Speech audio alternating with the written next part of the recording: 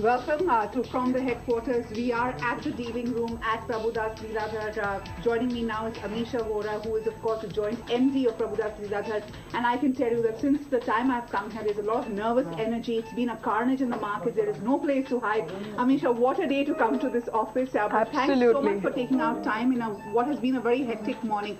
How are you calling this? What's the kind of response that you've had in the market? Take us through the action this morning. Precisely. But just to start with, except the color of my sari, which is green, there is no green on the screen today. Across the board, it's all red. And you can imagine the kind of panic which it sets in, because the moment a particular level is broken, all the margin calls start. So you really can't make judgment as to which is a good stock, which is a bad stock, because impact of bad stock come on good stocks in terms of margin selling.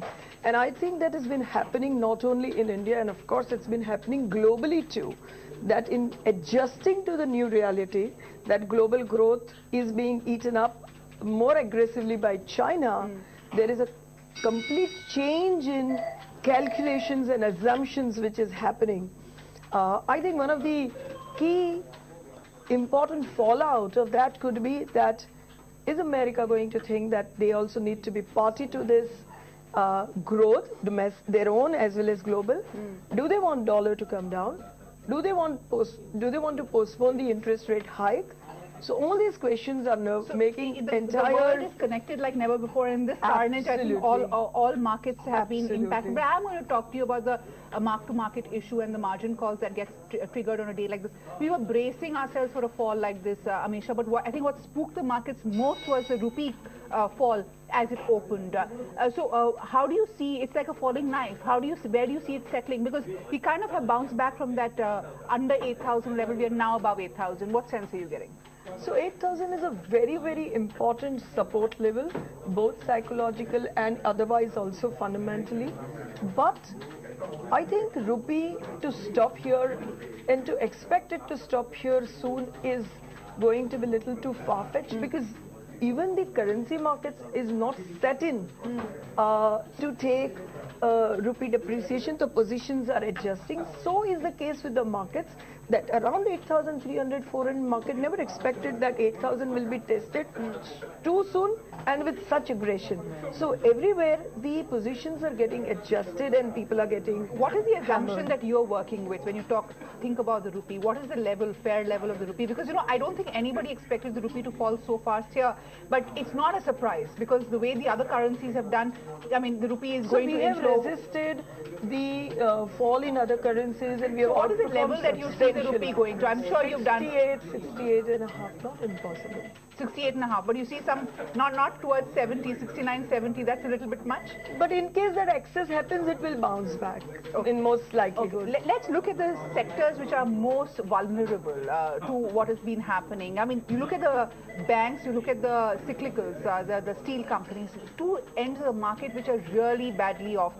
Last time you came on my show, you were very bullish on private sector banks. Well, what's gone wrong with an ICICI Bank, an Axis Bank, a Yes Bank? What are you making of it? But there are two things about it. One is that first round of all those largely broken balance sheets which impacted on their asset quality. But now is the second round when all these commodity players, organized, SME, large, small, all are so badly butchered. The production cost of aluminum is 1,800, price is 1,550. Production cost of steel is very high, the prices are much lower. So it will be across that these segments will start showing up in banks' balance sheet. How long you can really keep taking that on your chin? So there is going to be some reflection of that. So are you going to relook at some of these buy calls that you had given out, or do you think after this kind of fall, Amisha, that some of these stocks are compelling because your list included an HDFC Bank and ICICI Bank in the banking sector? I mean, do they look compelling? IndusInd Bank, for instance, do they look compelling after this fall? So HDFC Bank, to a large extent, will still continue to be pretty immune from the asset quality issues compared to all its peers. So at every dip, definitely this will be a buy, and it will give a very good shield to the portfolio, at the same time a stable return. Coming to, I think you said ICICI Bank. So, when the global turmoil is so aggressive, the buyers of some of the large asset holders will delay their decisions and that can probably bring some worries back. So one needs to really adjust to this newer lower level of ICICI Bank as the worries start building in what happens to some of the large borrowers. The mid-cap side is seeing a carnage like rarely seen. You know, all the stocks like Vakrangi, Laupala, all these stocks are down anywhere above 13%. What are you making of it? Because some of these stocks were being betted on aggressively. So most of these within the mid-cap, of course, there is two distinct quality. One is where there is complete institutional support, and the other set of stocks where there is little institutional support but very large non-institutional support in terms of HNIs or retail. I think that non-institutional support stocks will come under heavy hammering as their ability to continue to hold their positions will come at a big question mark, and which is what probably we are seeing, that where acceptability from institutions is low in terms of stock, the stocks will correct big time. Amisha, you handle the institutional sales in Prabhudas Lilladher. I'm going to ask you, what are the institutional investors telling you right now? In a free fall like this, what is their own strategy like? Are they accumulating in pockets? And let's break it down into FIs and domestic institutional investors, starting off with FIs. What's happening? How are they viewing India amidst this global carnage? So till now, even despite the current fall, I would say that more proportion of FIs feel that India is still the better off place to be in than others. They feel in terms of downturn we will outperform being less down, and in upturn we will outperform again. So they definitely feel that we are a better place to hide as well as grow. And all this which is happening globally, which is fall in commodities, which is a probable delay in interest rate hike in US, in medium term will benefit India big time. But there is a small portion, a very small portion, which feels that probably because of the very slow pace of reforms which is happening here, in between we may get caught into this entire problems which is reflected in banks' balance sheets, so on and so forth. So, but that portion is still very small. As far as domestic mutual fund heads and investment authorities are concerned, I think they still continue to be largely in the camp where we feel that India is better off than most of the countries. Which is not a good sign though. It's not a good sign. Why would you say that? Because anywhere there is consensus, the chances of that breaking results into sharper impacts, sharper impacts on the markets, because this is more or less becoming a consensus that we are better off. Okay, now let's talk about those domestic institutional investors. We've been all amazed at the flows that they have got into SIPs, and now you've got the pension funds coming in and all of that. Do you see that able to support the markets at all in case of a big outflow? So in the normal circumstances, say out of 12 months, any 2-3 months FI sell, this would have been a very good flow to counter those FI sell. But in a turmoil like this, where they're just at the tip of their selling of 1,500 crore or 2,000 crore and we are down 4%, they've hardly been able to sell anything. So when they want to really sell, I don't think we are sufficient enough. Okay. Amisha, in the midst of this carnage, you have the IOC OFS happening, and timing-wise, it can't be perfect then. I know, and this is a week of some small IPOs subsequently, but I am going to ask you about the OFS. You know, the last time ONGC was the last big one, and it was bailed out in the end of the day almost. What are you expecting on this? Because as I was leaving office, I checked out those figures. There's been hardly any response to it. What sense are you getting? That's a tough question. That's a very tough question. I think it's a really, actually a very good offer. But in this sentiment and in this mood, I think it will need a little bit support, but it's a very good issue. Frankly, it's a very good issue overall in terms of, and this was the only factor which was creating a lot of overhang on the stock in terms of its performance. So I don't think that post-issue there is any reason why should it collapse and why should investor get a chance to buy it at a much lower price than the OFS. So most likely it should see okay response, but for with a lot of help from the LIC.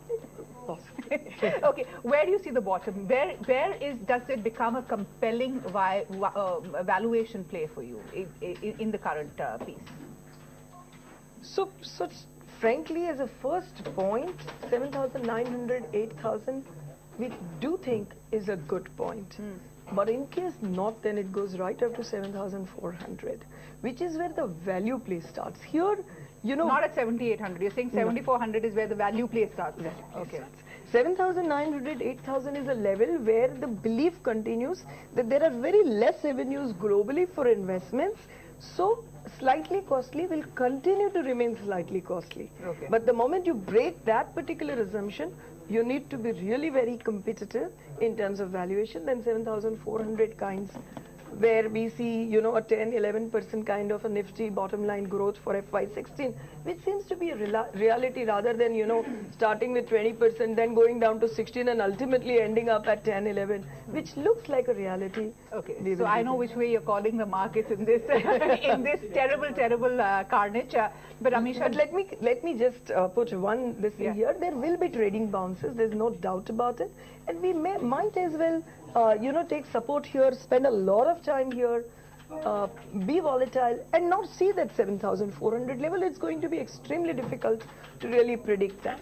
Yeah, absolutely. So 7,900 is from where we bounced back, remember, to what we were doing. And just when everybody thought that the range of 8,300, 8,500 would be where the action is, we've kind of had a global, you know, trigger that has led to a carnage. Of course, this is also F&O expiry week, so expect a lot of volatility on that. Amisha, great having you here. Thanks so much, and thanks so much for allowing us to enter on a day like this when the phone lines have been completely on, you know. But we will be joined by Dilip on the other side to talk a little bit more about how he sees the foreign institutional investors and HNIs in India behaving in the midst of all of this. We'll come back after the show. Into the thick of things with Dilip. Dilip, it's been a crazy morning, really. What sense are you getting? It's like a falling knife. You've been on the phone, I know, since morning. What is the kind of, is there panic or is there a more sedate reaction because most people were seeing it coming over the weekend? Well, I think the way the indices closed for the international markets on Friday, people were expecting that it's going to be a bad opening, and even the opening was also going to be bad, but the very fact that it has sustained for this long without any recovery and without any respite is something which is much more worrying for the markets at the moment. So I think that is really the key point, that markets have gone down, stayed there, and refusing to go up. And this is new because in the past, while we've had sharp corrections mirroring what's happened across Asia, we've been relatively insulated. Over here, I think the one trigger for the real collapse in the equity markets was the way the rupee opened, Dilip. I mean, that came as a bit of a surprise because nobody called the rupee that weak, or did you think it would go down that far? Well, I think the rout of the markets have been complemented by the way the fear on the rupee is at the moment. And not to forget that rupee was one of the few currencies which really survived the overall depreciation as compared to the world currencies. So it was, in the last 1 year, it was the least depreciated currencies even when compared to some of the frontline markets. So this rupee fall is something which probably has now been, people are fearing, has now just started, that based on the way yuan has really depreciated, and I think the competitive devaluation is something which is now playing out at the moment.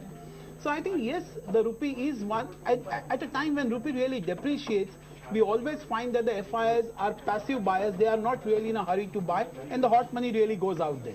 So that's possibly what we are seeing, because I've got a couple of questions on the rupee per se. Because right now, as you said, we've not depreciated like the other currencies. But now do you think we'll rapidly catch up? Because there is still a gap between how we have done and the rest of the currencies. I have not checked the latest figures. But my point is, do you see a rapid fall in the rupee? And you know, what assumption are you working on as far as the rupee is concerned? Could it go to 70, for instance?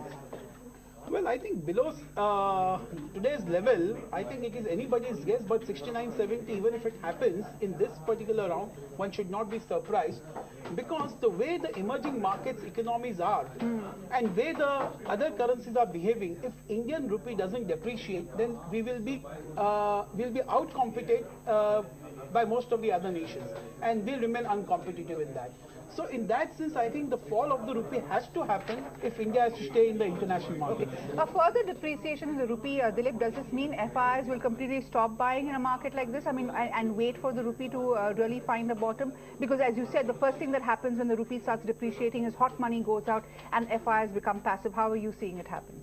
So two ways of looking at things. The hot money will wait for a while, and hot money may even see an exit. But our interactions with most of the foreign funds indicates that there are very few places for them to really invest otherwise internationally. India remains expensive and India will remain expensive.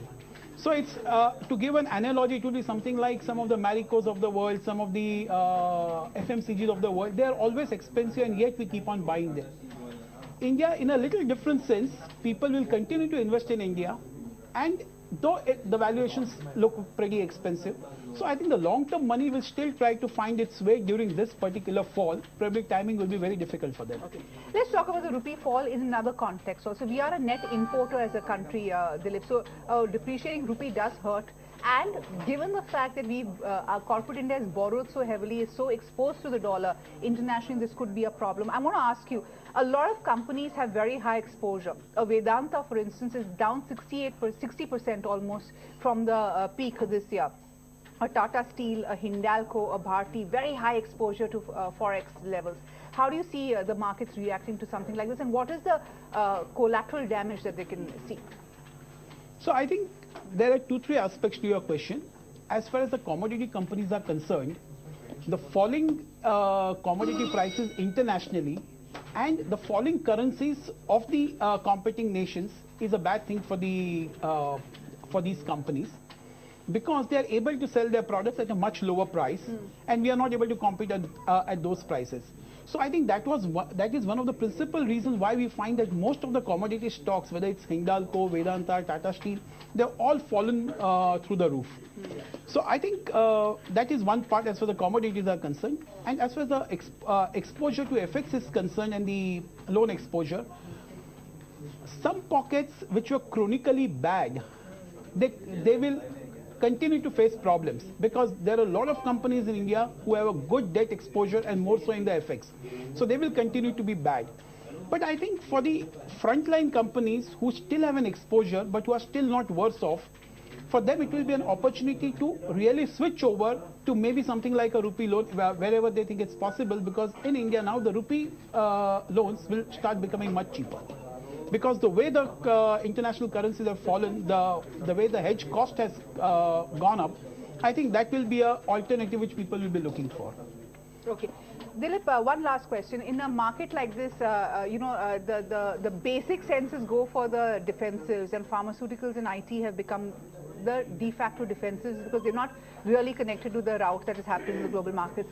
But we've seen even those stocks crack, So if you were to advise clients, and I'm sure you have been doing it since morning, what are you saying? Where should they be investing right now? How should they be dealing with this piece? Should they just stay away and wait for the carnage to end, or do you think it's a great compelling value buy in some pockets?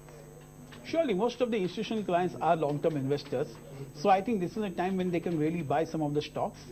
And main thing would be that this fall probably has unnerved a lot of people. So once again, the question about the sustainability of the rally in the mid-caps will keep on coming up time and again. So I think one should certainly look at the front lines at the moment, because they have really fallen very badly and they're available at some reasonably very good valuations. So I would still say that people should look at the financial sectors, a combination of both private and the PSU sector banks. It would still be pharma companies which have also fallen, where I think we are still seeing a reasonable 15 to 20% CAGR in the top line as well as in the bottom line, and generating good amount of free cash. And even the IT companies, though it may remain a little controversial, but I think IT companies are still generating free cash. They are still available at a reasonable valuation and still generating ROEs of around 20%. So I think they would still be the typical suspect in a falling market where you should be investing. Right, Dilip. Thanks so much for joining us and giving us your insight. Ajay Bodke will be joining me after this break, and then I've got a whole list of specific stocks to talk to him about. Always. Really lovely having you. Thank you so much. Thank Great. you so much. Thanks.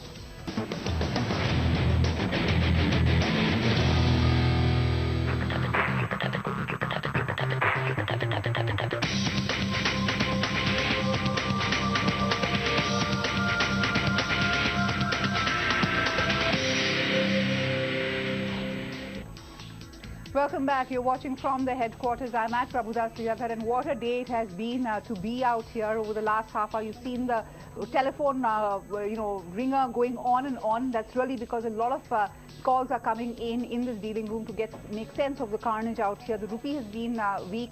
The equity markets have crashed, and it's a carnage which is pretty secular in the sense that it is all over. Ajay Bodke, the chief portfolio head of the PMS side of Prabhudas Lilladher, joins me now. Ajay, what a day we've had. In a day like this, pretty much all the calls that you would have made to clients on what is looking good and what is looking bad would have gone out of the window. So my first question to you is, on a day like this, what are you really, what are the questions that you're getting from your clients? Yeah. I think right now there's a sense of panic in global markets. But once the semblance of sanity does return, I think an investor start assessing the relative strengths of various markets. I think India, in our opinion, would stand out head and shoulders above all the other emerging markets, because the terms of trade have moved so decisively in favor of India due to the sharp erosion in the global commodity prices. And mind you, we are expecting the crude prices to remain benign for some time to come, as also the other global commodity prices like palm oil, for instance, or fertilizers or gold. So I think the major importing commodities, which was the bugbear that had hit India in August 13. I think now we are exactly on the opposite side, and hence the massive savings on current account, on the trade account, and also on the fiscal account will, as also the fact that we have one of the strongest reserves, I think, in my opinion, will make investors again look back at India. That is the good case scenario when they start actually looking at investments. Right now it's panic, and I'm going to ask you a couple of the big volume plays in the market today where the cuts have been maximum, and I'm going to look at the stocks that have been really down in the mid-cap side. You see our Krangi down 15%, and Amtech, of course, has been on a free fall. The SKS Microfinance, Ajay Infrastructure, which is holding on very well, that's down sharply. Of course, a whole clutch of the Jayaprakash's, GMRs, etc., all going in for a free fall. Which are the weakest links that you see, and do you think there is a lot more downside to some of these stocks? Yeah. I think among the stocks that you mentioned, a few of them are large asset owners that have built in the assets essentially based on large leverage that they have availed from the financial institutions. So I think the first set of panic that has struck in is among those names where you're seeing very large leverage levels. Whereas on the other side of the spectrum, I think FMCG stocks, or those stocks which have strong free cash flows and which have negligible debt levels, or on the net debt level they are positive, are the ones that have weathered this storm very, very very well, and they are the ones that are outperforming the markets on a significant basis. So I think, Mini, there are two sets of themes that I would urge investors who are medium-term investors to look at.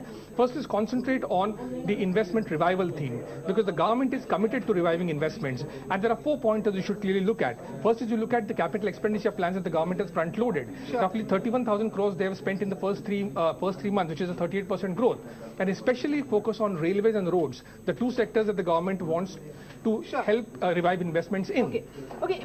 Last time I got a report from PL on the top picks in the mid-cap side. It was really Cummins, Glenmark, Aurobindo, Mindtree, Sadbhav Engineering, Persistent, Rallis, Jubilant Life Sciences, JK Lakshmi Cement.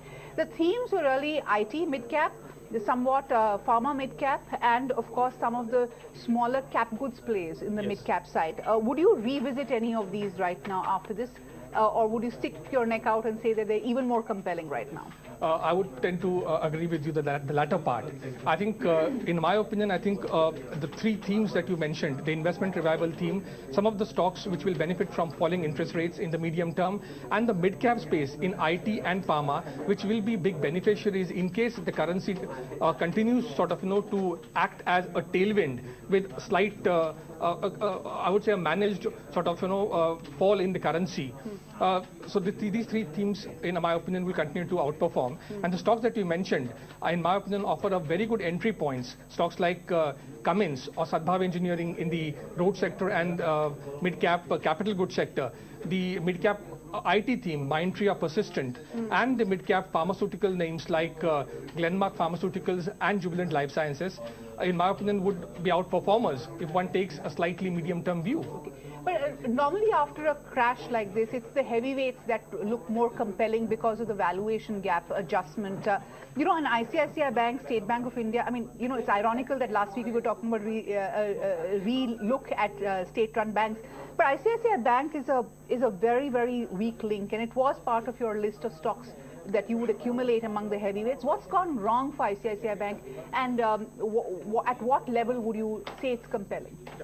I think the problem sort of, which is dogging most of the BFSI names again is how long will the investment revival theme take root, and when is it that the provisioning levels that some of these large banks, be it in public sector or private sector, start showing some signs of slowing down. And as the economic revival is getting pushed back by a quarter or two, I think those concerns are coming back and acting as headwinds for the performance of these banks. So I think, in my opinion, the BFSI theme, one needs to concentrate on the names like ICICI Bank, Axis Bank, IndusInd Bank, and State Bank of India. So these are and HDFC Bank. So these are the 5 companies in. You would buy it at lower levels? Because it's at a new 52-week low, ICICI Bank. Yeah, I know. But I think, if one is taking a medium-term view, then this would offer a very good entry point because economic revival is on the anvil. Okay, I'm going to quickly ask you a last question. We're out of time. You heard Raghuram Rajan, the RBI governor, this morning. We spoke briefly. What is the takeaway? Do you think anything that he said indicates that there could be a rate cut? Is that some kind of a silver lining in today's morning? I think hearing him today reinforces my belief that it's sooner rather than later that India will start cutting rates. Because 2 points he mentioned. He mentioned that he's expecting the crude prices to remain benign for 1 to 2 years. And secondly, he mentioned about the food management by the government and how sort of the food inflation is now trending down. Last month it was at 2.2%. So I think we should expect a rate cut, certainly, in my opinion, by on 29th of September when the RBI meets. Okay, now we know what the markets are looking forward to now as the next calendar event. In the midst of that, I don't know what the Nifty is going to be by the 29th of September, Ajay, but it's a pleasure having you. Thank you so much for joining us. And that's really from the headquarters, from Prabhudas Lilladher. We take it back to the studios to pick up the action. The Nifty and the Sensex continue to be very weak. The rupee continues to be weak, and it is promising to be a very, very significant week for the market because remember, there's also the F&O expiry that we need to look forward to.